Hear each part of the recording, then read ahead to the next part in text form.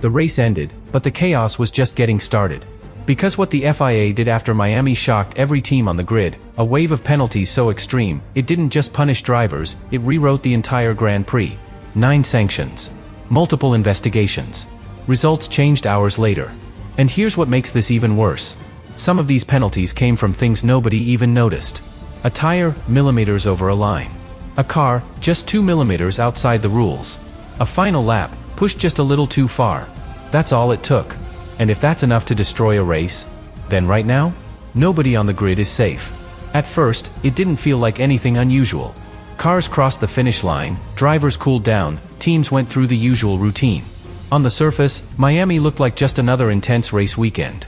But underneath that, something very different was happening.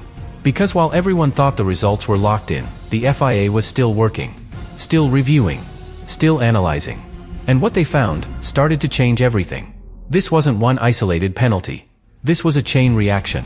From the very beginning of the weekend, the signs were already there. Drivers being investigated during sprint qualifying. Lap times deleted. Positions shifting before races even started. Alex Albon, for example, thought he had done enough to move forward, until the FIA reviewed his lap and erased it completely for track limits, dropping him down the order before the weekend had even fully begun. That's where it started. But it didn't stop there. Because as the weekend progressed, the pressure increased, and so did the consequences. During the sprint, penalties began affecting real results.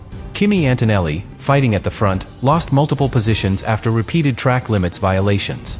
What looked like a podium turned into a setback in seconds. And that should have been the warning.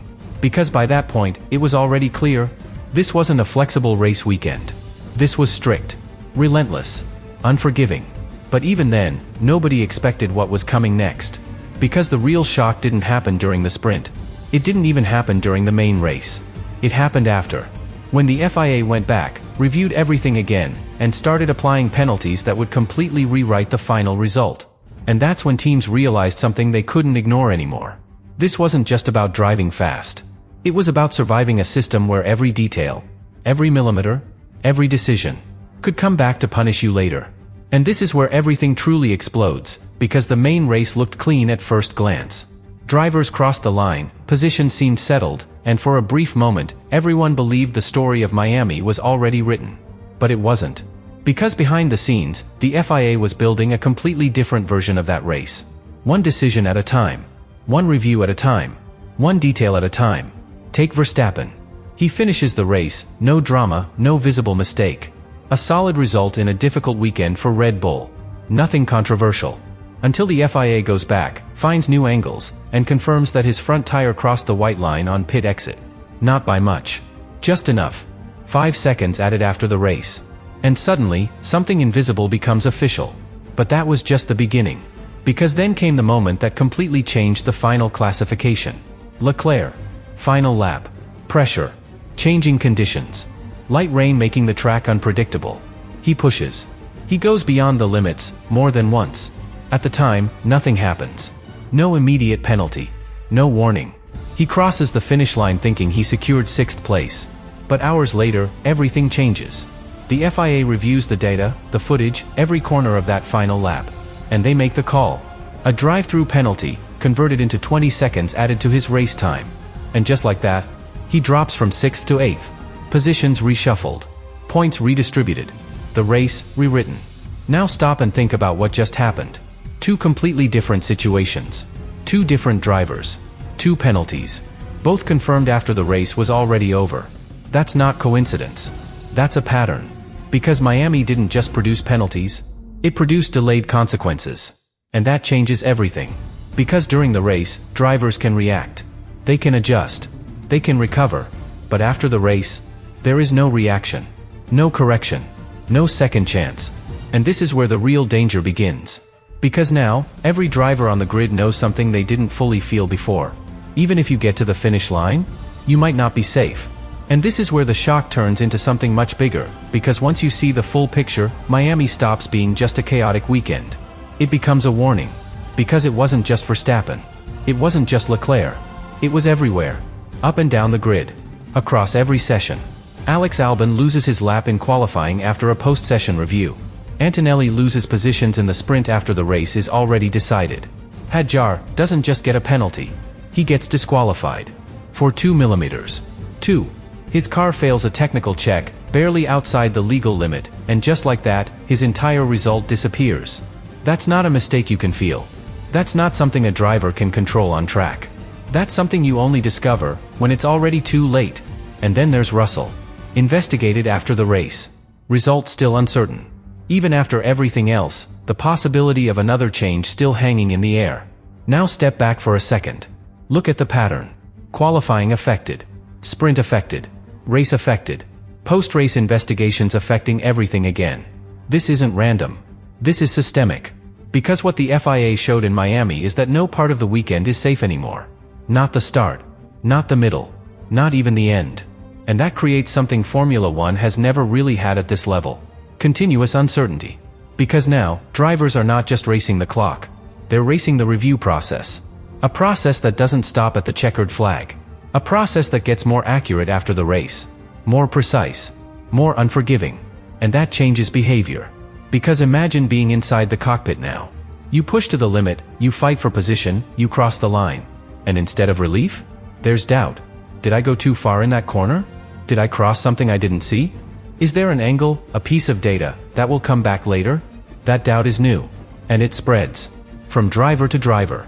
From team to team. Because if a race can be rewritten hours later, then every result becomes temporary. And in a championship fight? That's dangerous. Because points don't just depend on performance anymore. They depend on surviving the review. That's the real shift Miami introduced. It's no longer enough to be fast. It's no longer enough to be consistent. You have to be perfect. Under pressure. In changing conditions.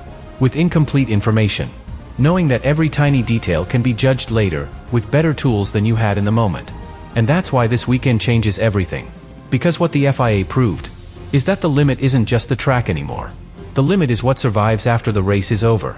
And if that's the standard now, then one thing becomes very clear. Nobody is just racing on Sunday anymore. They're racing until the FIA says it's over. And now we reach the part that truly changes the entire sport, because this doesn't end in Miami. This follows every team into every race from this point forward. Because once something like this happens, you can't go back to racing the same way. You can't pretend the system hasn't changed. You can't ignore what Miami just proved. Think about the next race. Same drivers. Same pressure. Same need to push to the absolute limit. But now, with something extra in their minds. That final lap from Leclerc. That invisible line from Verstappen. That disqualification over 2 millimeters. Those moments don't disappear. They stay. And they change decisions. Because before Miami, the mindset was simple. Push as hard as possible, and deal with consequences if they come. Now, the mindset is different. Push, but calculate. Attack, but leave margin. Defend, but don't cross the line. And that balance is almost impossible to get right. Because if you leave too much margin, you lose performance. If you lose performance, you lose positions. If you lose positions, you lose points. But if you push too far, Miami happens again. That's the trap. And every team is now inside it. But here's where it becomes even more intense. Not all teams will handle this the same way. Some will become more conservative. Some will hesitate under pressure. Some will lose that instinct that makes the difference in wheel-to-wheel battles. And others will try to adapt. Will try to find that perfect line between aggression and precision. And those teams will have the advantage. Because this is no longer just about speed. It's about control under a microscope. A system where every move is recorded. Every detail is stored. Every action can be reviewed later, with more clarity than you ever had in the moment. That's what Miami introduced. A second race. A hidden race. One that happens after the checkered flag. Where results can still change. Where positions can still disappear. Where points are not truly yours until everything has been reviewed. And that changes the psychology of Formula One completely. Because drivers are no longer just racing each other. They're racing the system itself. A system that doesn't forget. A system that doesn't miss details. A system that always has the final word. So what did the FIA really do in Miami? They didn't just give penalties. They didn't just rewrite results. They redefined what it means to win a race. Because now, winning isn't just about crossing the line first. It's about surviving everything that comes after it. And until that moment is truly over, no position is safe. No result is final. And no driver is out of danger. And here's the final piece, the one that nobody wants to admit, but everyone inside the paddock is already thinking. Miami didn't just expose the system. It exposed how fragile the entire championship really is. Because when results can change after the race, when penalties can arrive hours later, when decisions depend on evidence drivers never even saw in the moment, then the fight for the title becomes something very different. It's no longer just about who is fastest. It's about who makes the fewest invisible mistakes. And that's much harder to control. Because speed is something you can measure. Performance is something you can improve. But perfection, under pressure, with incomplete information, that's something else entirely. Now imagine this happening in the final races of the season. Two drivers fighting for the championship, separated by just a few points.